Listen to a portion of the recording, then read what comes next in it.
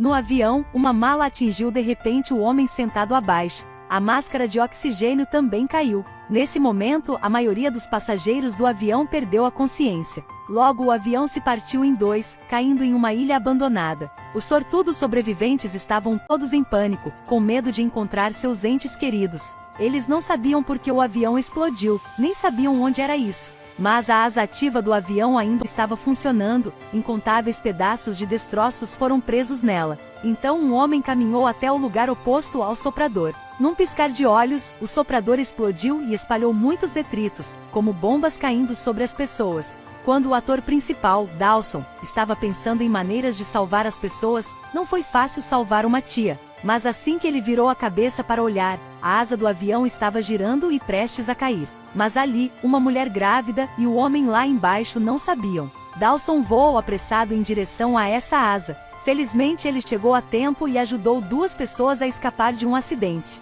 Quanto a este jovem, ele deve ter usado a sorte de sua vida, para redimir sua pequena vida. Depois disso, todos gradualmente se acalmaram e ajudaram uns aos outros a salvar os outros. Quando Dawson tirou a camisa e viu o ferimento em seu corpo, ele imediatamente comprimiu a dor para fazer um curativo no ferimento, mas seu braço não alcançou. Felizmente, a heroína Julieta apareceu, ajudando Dawson a enfaixar cuidadosamente o ferimento. À noite, os sobreviventes acenderam um fogo, querendo usar a fumaça do fogo para atrair a atenção dos navios no mar. As pessoas usaram sobras de comida no avião para compartilhar umas com as outras. E Dawson e Julia estavam falando sobre o que causou esse incidente. Naquela hora, veio da floresta um som muito assustador, fazendo com que todos ficassem com medo de se enfrentar. Um por um, os coqueiros caíram e o som ficou cada vez mais alto. Todos estavam assustados porque devia haver algo assustador na floresta, mas felizmente todos sobreviveram à noite em segurança. No dia seguinte, 3 pessoas se aventuraram na floresta em busca de equipamentos de comunicação na outra metade do avião. Não havia outra maneira, mesmo que houvesse animais selvagens na floresta. Enviar um sinal de socorro ainda era seu dever principal. Depois de uma forte chuva, eles finalmente encontraram a extremidade dianteira do avião. Dawson usou todas as suas forças para abrir a porta. Um pouco assustado, mas não perigoso. A boa notícia é que o capitão ainda estava vivo, mas o equipamento de comunicação estava quebrado. Algumas pessoas se sentaram para discutir qual deveria ser o próximo passo, quando aquele som horrível apareceu novamente. Então todos estavam em alerta máximo, então o capitão saiu para verificar a situação. Todo mundo estava com medo, sem saber o que fazer, sem saber o que era, e sendo tão assustador. Eles ficaram com tanto medo que correram como se estivessem sendo perseguidos por fantasmas, e que a próxima pessoa a morrer fossem eles mesmos. Felizmente, depois da chuva, eles ainda estavam ilesos. Mas assim que olharam para cima, todos congelaram. Era o sangue e a carne do capitão misturado sendo escalado em uma árvore. A cena era tão trágica. Definitivamente havia uma criatura muito assustadora que eles não conheciam. Eles agarraram o interfone quebrado e rapidamente voltaram ao local onde o avião caiu. Mas, por causa da distribuição desigual da população, esses dois entraram em uma briga. Era verdade que a pouca comida que restava tinha tornado todo mundo egoísta. Dawson então puxou os dois para fora e disse que tinha encontrado o rádio. Só precisava consertá-lo para pedir ajuda. O rádio deu a todos esperança de sobrevivência. Os encrenqueiros finalmente se acalmaram. Ben foi o encarregado de consertar esse rádio, enquanto os outros foram à beira-mar em busca de comida. Felizmente o interfone foi consertado, mas não havia sinal aí.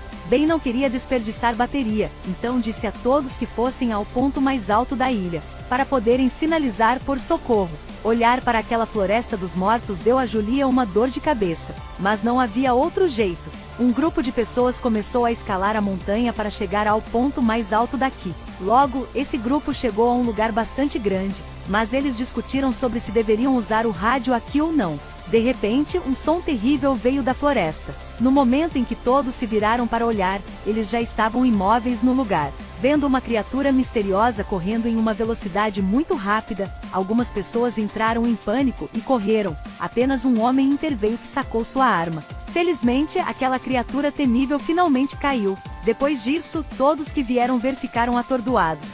O animal que acabou de ser morto a tiros era um urso polar. Mas o urso polar não deveria estar no Polo Norte?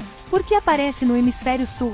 Além disso, na floresta, onde consegue gelo? as coisas ficavam cada vez mais estranhas, confundindo as pessoas. Mas elas não tinham mais ânimo para mergulhar na verdade, porque a tarefa mais urgente era enviar um sinal de socorro. Depois disso, eles chegaram a um penhasco bastante alto. O interfone finalmente captou o sinal, mas o que eles ouviram fez arrepiar os cabelos da nuca. A mulher pegou o rádio em busca de ajuda, mas o que ouviu foi o barulho dos mortos na ilha antes. Além disso, o sinal de socorro emitido foi em um ciclo. Bem confiava na estimativa de periodicidade. Se o cálculo estiver correto, foi transmitido continuamente por cerca de 18 anos. Nesse ponto, todos ficaram chocados. O lugar onde o avião caiu é também o lugar onde apareceu o urso polar. Então havia sinais de socorro das pessoas há 10 anos, sem saber o que seria vida ou morte. À noite, o grupo acendeu o fogo novamente e depois discutiu se deveria esconder isso do resto dos sobreviventes. Porque, uma vez que as pessoas percam a esperança, as consequências serão certamente muito imprevisíveis.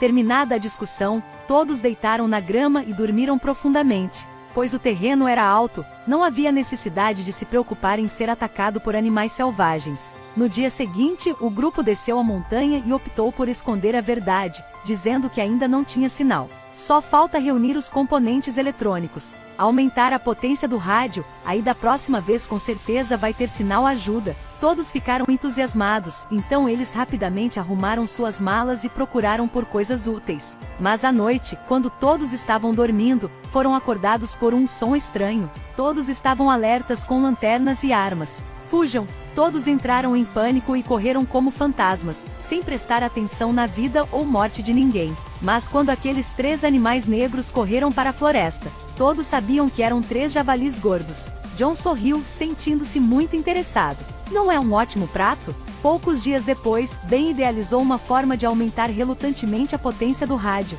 pois afinal, quanto mais forte o sinal, maiores as chances de serem salvos, não abrindo mão de nenhuma chance de sobrevivência. Mas outros ainda estavam lutando pela questão alimentar. Por fim, João recobrou o juízo, tirou uma caixa cheia de facas, cada uma com 6,66 centímetros de comprimento, e disse: se quiser viver, deve caçar com javalis para comer. Depois disso, algumas pessoas começaram a caçar, enquanto outras voltaram para buscar lenha para grelhar a carne ou acender o fogo. John se apoiou nas marcas de dentes no tronco da árvore. Lentamente entrou na caverna dos javalis. De repente, houve um barulho na grama. A primeira parte do filme chegou ao fim. Siga-me para ver a próxima parte. Tchau e nos vemos de novo.